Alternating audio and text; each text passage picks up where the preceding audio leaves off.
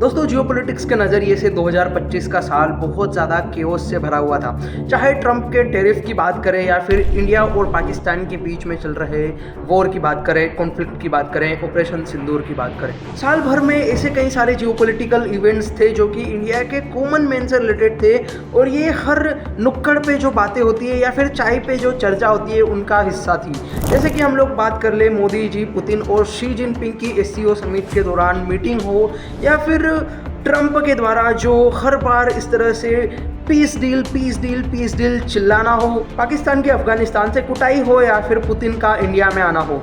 2025 का साल कई सारे ऐसे केओस वाले इवेंट से भरा हुआ था और यकीन मानिए 2026 का साल दोस्तों जियोपॉलिटिक्स के नज़रिए से बहुत ज़्यादा केओस वाला होने वाला है और यूँ भी कह सकते हैं कि धीरे धीरे बहुत ज़्यादा डेंजर वाला होने वाला है। आज की इस वीडियो में मैं आप लोगों के साथ में 2026 में दुनिया के कई सारे हिस्सों में होने वाली कॉन्फ्लिक्ट्स के बारे में बात करूंगा और हो सकता है आप में से कई लोग सोचे कि यार मुझसे 1000-1500 किलोमीटर दूर अगर कोई व्यक्ति लड़ा रहा है, कोई देश की वॉर वगैरह चल रही है तो उससे मुझे क्या फ़र्क पड़ता है, मुझे क्या लेना देना। लेकिन दोस्तों इनमें से कई सारी कॉन्फ्लिक्ट्स ऐसी होने वाली है जिनका असर आप पे और इंडिया पे पड़ने वाला है। भले इंडिया डायरेक्टली इन कॉन्फ्लिक्ट्स को ना लड़े लेकिन इनके जो परिणाम होंगे वो इंडिया को भी झेलने पड़ेंगे। कहाँ पे कौन से वॉर होंगे, इनसे इंडिया को क्या दिक्कतें आएंगी और लास्ट में हम ये भी डिस्कस करेंगे कि इंडिया को इस केओस के दौर में क्या फ़ायदा होगा और इंडिया किस तरह से एक अच्छी स्ट्रॉन्ग पावर के रूप में उभर के आ सकता है। 2026 में होने वाली कॉन्फ्लिक्ट्स की ये जो लिस्ट है मैंने इंटरनेशनल क्राइसिस ग्रुप की एक रिपोर्ट के बेसिस पे बनाई है और ये जो इंटरनेशनल क्राइसिस ग्रुप है इसकी क्रेडिबिलिटी अच्छी खासी है, तो आप लोग क्रेडिबिलिटी की कोई टेंशन मत लीजिए। एक चीज़ ये भी है कि इस वीडियो को अगर आप लोग एंडिंग तक देखेंगे तो आप लोगों को जियोपॉलिटिक्स में और भी ज़्यादा इंटरेस्ट आएगा और आप लोगों का नॉलेज और भी ज़्यादा रिफाइन होने वाला है, तो इस वीडियो को एंडिंग तक ज़रूर देखना। बाकी चलिए शुरू करते हैं आज की इस वीडियो को। दोस्तों शुरुआत करते हैं रूस और यूक्रेन से। रशिया और यूक्रेन के बीच में चल रहे युद्ध को आज 4 साल हो चुके हैं लेकिन फिर भी इनके बीच में स्थिति सुधरने का नाम नहीं ले रही है।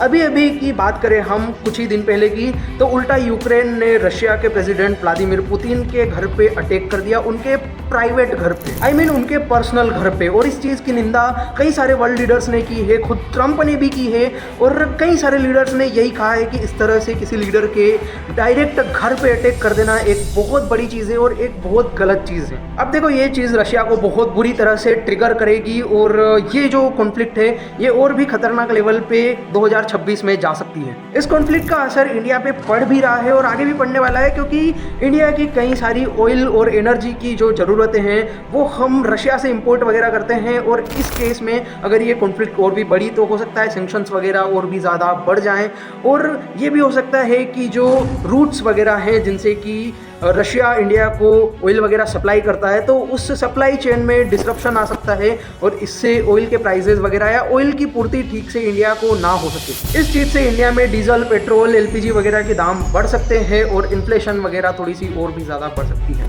एक चीज़ ये भी है कि रशिया और यूक्रेन दोनों ही इंडिया के लिए फर्टिलाइज़र के एक्सपोर्टर्स रहे हैं और ये जो कॉन्फ्लिक्ट चल रही है इससे फर्टिलाइज़र के दाम ऑलरेडी हाई हो चुके हैं और आसार है कि अगर ये और भी ज़्यादा बढ़े तो इंडिया में फर्टिलाइज़र्स के दाम और भी बढ़ सकते हैं जिससे कि किसानों को भी दिक्कत आएगी और इससे जो फूड इन्फ्लेशन है वो भी बढ़ सकता है। रशिया से हम कई सारे डिफेंस आइटम्स भी परचेज करते हैं तो अगर ये कॉन्फ्लिक्ट और भी ज़्यादा बढ़ी तो हो सकता है कि जो हमारे आइटम्स वगैरह हैं डिफेंस के उनके स्पेयर पार्ट्स में डिले वगैरह हो जाए उनके आने में और कई सारे जो हमारे आइटम्स हैं उनके मेंटेनेंस का भी इशू वगैरह आ सकता है। ये तो थी रशिया और यूक्रेन की बात। इस लिस्ट में सूडान का भी मेंशन है। दोस्तों सूडान में आज के टाइम पे बहुत ही खतरनाक लेवल वाला जेनोसाइड चल रहा है। ऑल्दो इसका कनेक्शन या फिर इसका कोई इम्पैक्ट इंडिया पे डायरेक्टली तो नहीं आएगा लेकिन इस लिस्ट में इसका भी मेंशन किया गया है क्योंकि ये भी बहुत ज़्यादा इंपॉर्टेंट है और ये भी 2026 में और भी ज़्यादा बढ़ने के आसार है और बहुत ज़्यादा रिस्की है। म्यांमार की मिलिट्री डिक्टेटरशिप का इस लिस्ट में मेंशन है और हाँ ये चीज़ है जो इंडिया को अफेक्ट करती है। दरअसल अभी के टाइम पे म्यांमार में बहुत ज़्यादा अनस्टेबिलिटी है और वहाँ पे जुंता का शासन है। दरअसल जुंता उसको कहते हैं मतलब जहाँ पे सेना का मतलब सेना के हाथ में पावर आ जाती है और जो डिक्टेटर होता है वो मिलिट्री का होता है, सेना का होता है। तो यहाँ पे भी बहुत ज़्यादा हालत ख़राब है म्यांमार में और म्यांमार इस तरह से इंडिया को अफेक्ट करता है कि यहाँ पे अगर कुछ भी अनस्टेबिलिटी वगैरह होती है, यहाँ के लोगों के ऊपर दिक्कतें होती हैं तो इंडिया के अंदर रेफ्यूजीज़ वगैरह आ सकते हैं और इंडिया को अपने बॉर्डर्स ज़्यादा सिक्योर रखने की ज़रूरत पड़ेगी। इस लिस्ट में माली और बुर्किना फासो के बीच में जिहादिस्ट कॉन्फ्लिक्ट का भी मेंशन है, और ये वैसे कोई इंडिया को डायरेक्टली इम्पेक्ट नहीं करती है। तो ये जो देश है ये अफ्रीकन कॉन्टिनेंट के हैं, और हम बढ़ते हैं अफ्रीकन कॉन्टिनेंट की ही एक और कॉन्फ्लिक्ट की ओर जिसका मेंशन इस लिस्ट में है, और ये है इथियोपिया और इरिट्रिया के बीच में। इन दोनों देशों के बीच में बहुत टाइम पहले मतलब रिलेशंस अच्छे नहीं थे, 20-30 साल पहले बहुत खतरनाक रिलेशंस थे इनके बीच में, लेकिन धीरे धीरे अभी 2018-19 के टाइम पे रिलेशंस इन लोगों के अच्छे हुए,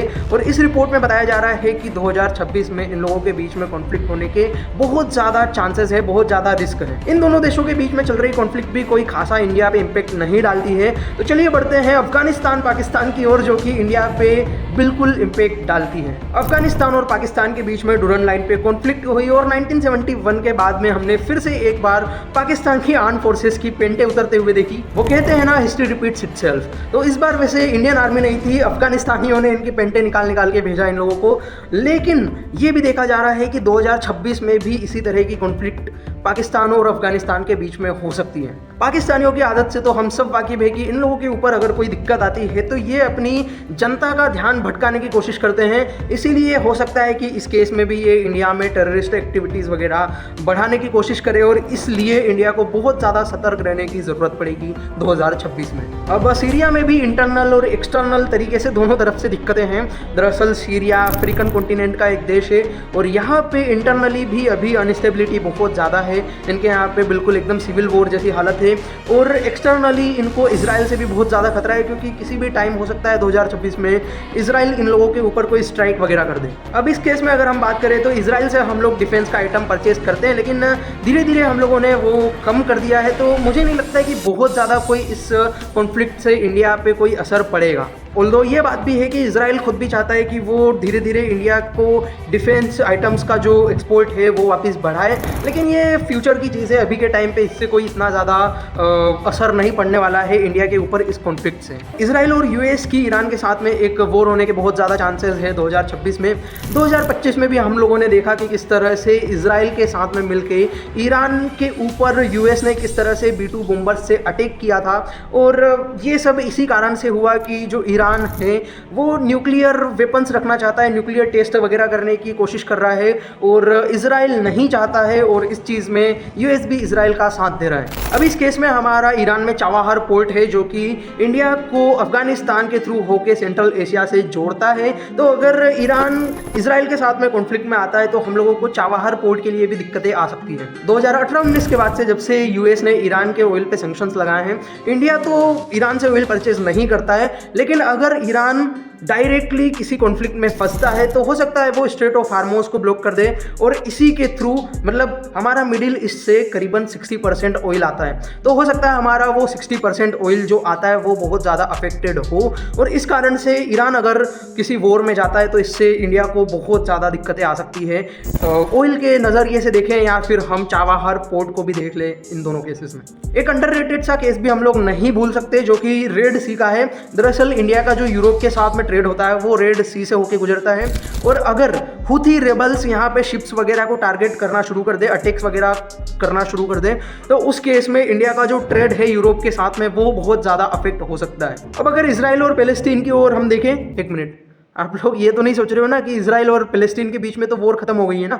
अब कई ये एनालिसिस फालतू का। ट्रम्प चाचा ने तो गाजा पीस प्लान के साथ में ये मामला सुलटा दिया है। तो भाई ये जो रिपोर्ट है, और ऐसा कई सारी रिपोर्ट्स वगैरह में कई सारी जगहों पे कहा जा रहा है कि ये जो कॉन्फ्लिक्ट है ये कोई ढंग से ख़त्म नहीं हुई है, इसको बहुत जल्दी में ऐसे ही ख़त्म कर दिया गया, और ये ग्राउंड लेवल पे कोई खासा इम्पैक्ट नहीं देखा जा रहा है इसका, और 2026 में ये कॉन्फ्लिक्ट फिर से एकदम बढ़ सकती है। अब इसका इम्पैक्ट इंडिया पे जो देखे तो वो इजराइल वाला ही है। इजराइल इंडिया को जो डिफेंस के चीज़ें एक्सपोर्ट वगैरह करता है, लेकिन वो भी अभी के टाइम पे कुछ कम हो चुकी है, तो इंडिया को बहुत ज़्यादा कोई अफेक्ट वगैरह नहीं पड़ता है इजराइल पैलेस्टीन वॉर से। अब देखो एक चीज़ ये भी बोल दूँ मैं जो बोल रहा हूँ कि अफेक्ट होता है इंडिया नहीं होता है, तो इस केस में कुछ लोग मुझे बोल सकते हैं कि यार देख यहाँ पे इतने लोग मर रहे हैं, तुझे कोई अफेक्ट नहीं होता है क्या, कैसे नहीं पड़ता है। तो मेरा कहने का ये मतलब है अफेक्ट और ना अफेक्ट होने से, कि जैसे इंडिया के हित जो है, इंडिया के इंटरेस्ट जो अफेक्ट हो रहे हैं उनकी बात कर रहा हूँ मैं। ह्यूमैनिटी के पर्सपेक्टिव से देखें तो कहाँ कोई सी वॉर अच्छी हुई है, और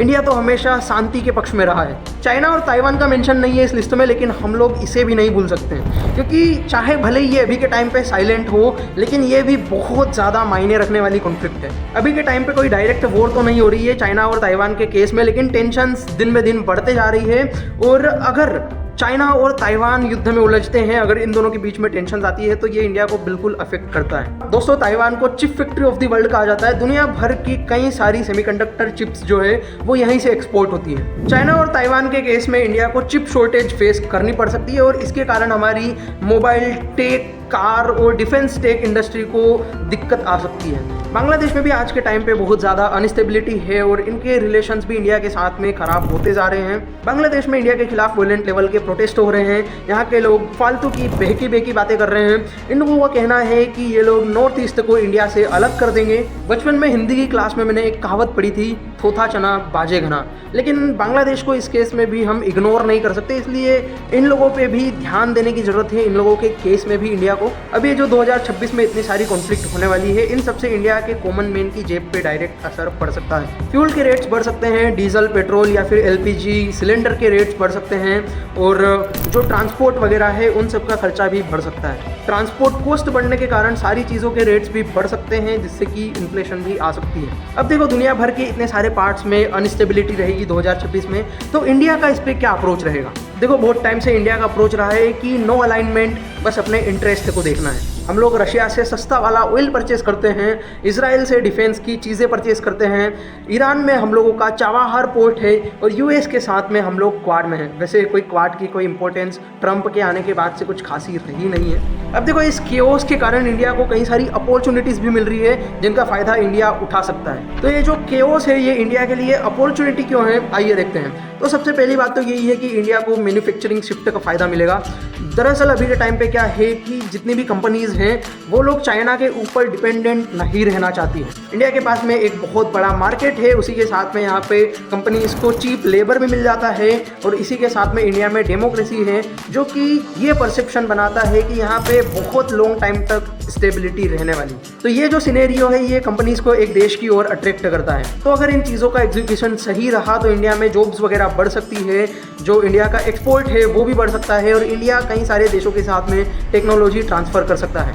दूसरा एक फ़ायदा इंडिया को इस केओस के टाइम में डिफेंस सेक्टर में भी मिलने वाला है, क्योंकि जैसे जैसे ये केओस बढ़ रहा है, जैसे जैसे वॉर्स वगैरह, कॉन्फ्लिक्ट वगैरह बढ़ रहे हैं, तो उसमें डिफेंस आइटम्स की डिमांड भी बहुत ज़्यादा बढ़ती जा रही है। 2026 में वॉर्स वगैरह नॉर्मल होने जा रही है, और इस चीज़ से इंडिया के डिफेंस मैन्युफैक्चरिंग को पुश मिलेगा। इंडिया इंडिजिनस प्रोडक्शन पे ध्यान दे सकता है, और हम दुनिया भर को कई सारी डिफेंस की चीज़ें मैन्युफैक्चर करके एक्सपोर्ट कर सकते हैं। जैसे हम लोग देख ले, हम लोगों ने रशिया के साथ में मिलकर ब्रह्मोस की फैसिलिटी इंडिया में ही डेवलप की है, और आज के टाइम पे कई सारे ऐसे देश हैं जो इंडिया से ब्रह्मोस खरीदना चाहते हैं। इस केओस में तीसरा फायदा इंडिया को ये भी मिल सकता है कि इंडिया एक बैलेंसर पावर बन सकता है। देखो, आज के टाइम पे इंडिया सुपर पावर भी नहीं है और कोई वीक कंट्री भी नहीं है, लेकिन इंडिया एक ब्रिज की तरह काम कर सकता है। इस केओस के टाइम में इंडिया ग्लोबल साउथ की एक स्ट्रॉन्ग वॉइस बन सकता है, एक न्यूट्रल मीडिएटर बन सकता है, और कई सारे देशों के लिए एक बढ़िया ट्रेडिंग पार्टनर बन सकता है। तो यही थे 2026 में होने वाले कुछ पॉसिबल कॉन्फ्लिक्ट्स। इंडिया पे इनका क्या असर पड़ेगा, और इस केओस के दौर में इंडिया